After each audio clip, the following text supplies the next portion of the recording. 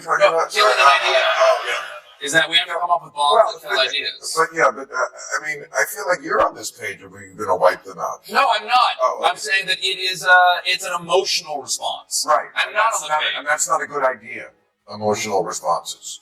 But let's use this. Bill Maher just set Stephen Colbert on fire, and trust me, it's as horrible as you can imagine. Rumors that Colbert was dismissed by CBS after suffering an unexpected $40 million loss prompted Maher to act quickly. His target was the jugular. No hesitation, no filter. All the dinosaurs are outside of the theme park.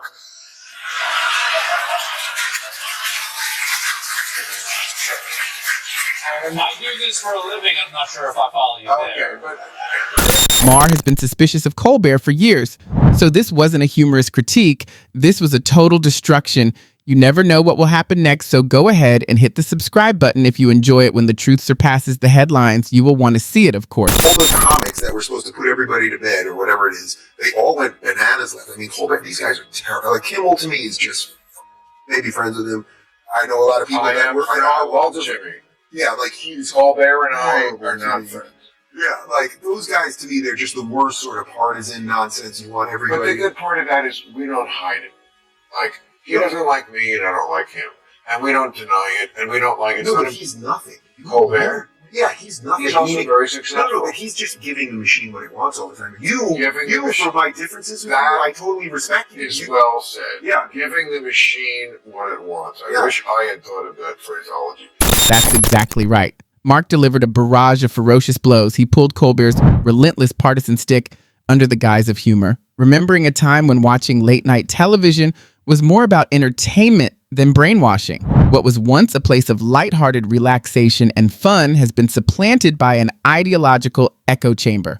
Ma objected to the habit of hosts ridiculously praising left-wing figures while condemning anything even remotely conservative. Comedy was no longer funny. It evolved into a narrative technique. Because he's stupid, this guy, and so he's thinking he's praising, but he's actually undercutting.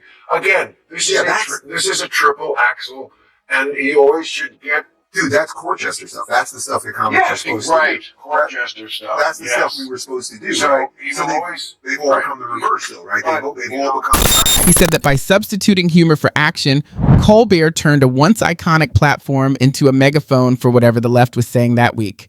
Partisan pandering that lacks nuance and balance. Maher went on to explain why he and Colbert were never friends, even though they were in similar social circles. Maher does not have any tribal affiliation despite being a liberal. He did his show twice.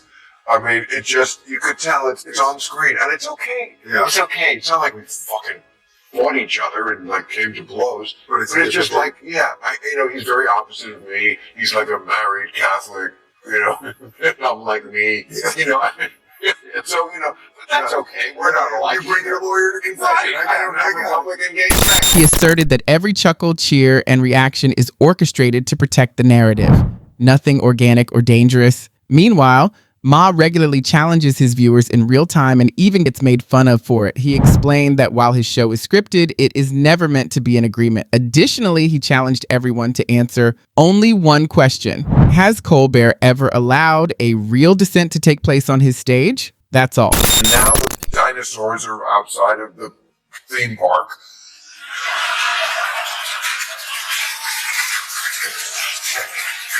I do this for a living. I'm not sure if I follow you there. Okay, but Ma recalled a moment when Colbert had a funny joke on his show. Ma was left dangling awkwardly on national television as Colbert claimed he couldn't understand the audience's laughing.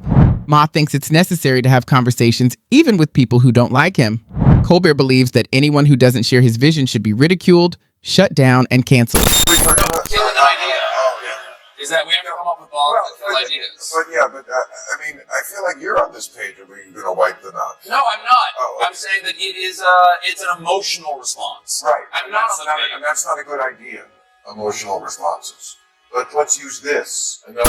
But let's make use of this, and Maher and I totally ruined him. He told Colbert to use his mind more than his emotions because emotions may always trick you. Hatred keeps you from seeing any positive features of someone, just as blind adoration keeps you from seeing their flaws. Even $100 million, you lose $40 million a year, but why were you given the job? It's why I always say the thing about, I'm not that interested in what the ladies of the View say anymore. I'm not that interested in what the crazy people on MSNBC say anymore. I'm interested in the corporate layer of it. I'm interested in the people that are running the show saying, okay, we'll give you this to do this. Like, whether Colbert knows it or not, he was just giving the machine what it wants. Oh, there's a guy who will literally dance to convince people to get a vaccine that doesn't work. We'll give him plenty of money to do it, right? And there's a guy, Brian Stelter, who will say whatever we want. And then people will wake up and his ratings will be horrible, so we'll fire him. And then he'll disappear and we'll bring him back because not everyone will give the machine what it wants. And there's the inherent problem. That's why going independent really is the only thing that you can do if you're going to be a truly honest player. If you're investing in something that constantly loses money, you eventually break the connection. CBS accomplished just that with Colbert. Despite having a massive yearly budget of $100 million, he continued to lose between $40 and $5 million, so they switched off the electricity. But, as Dave Rubin pointed out, the more crucial question was why he initially had such a vast budget. It wasn't for fun. The fact that CBS didn't try to save their #1 rated network late night franchise that's been on the air for over 3 decades is part of what's making everybody wonder, was this purely financial? Or maybe the path of least resistance for your $8 billion run?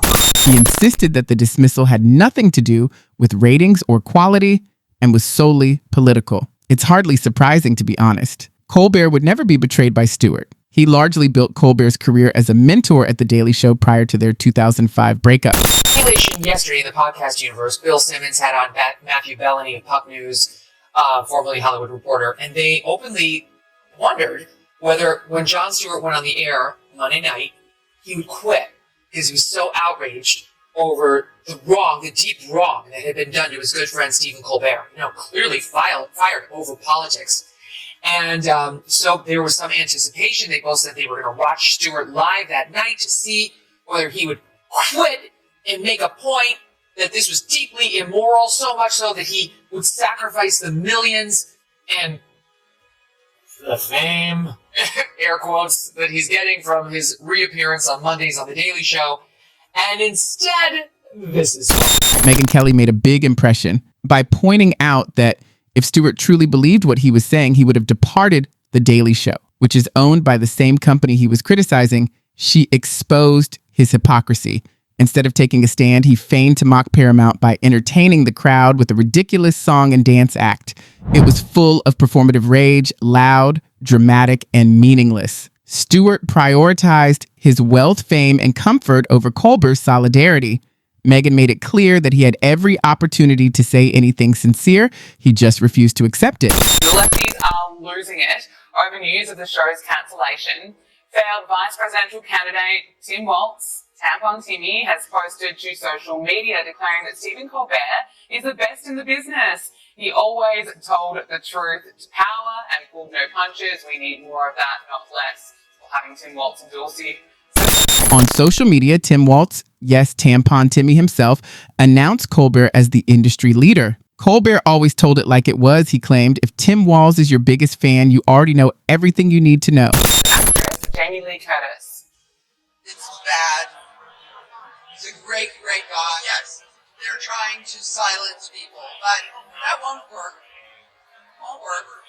We will just get louder. The outrage flows in only one direction, with the loudest frustration coming from the left, while the right stays almost completely silent, and that silence says everything. It shows just how far Colbert drifted from comedy and into activism. He wasn't focused on making the country laugh anymore. He was trying to give his audience a feeling of moral superiority. And the result was clear. His ratings sank for 5 straight years. Viewers don't want sermons disguised as jokes. They prefer humor that hits every side instead of circling the same predictable targets. Instead of remaining a comedian, Colbert gradually became a kind of preacher backed by a laugh track, speaking only to those already in his corner.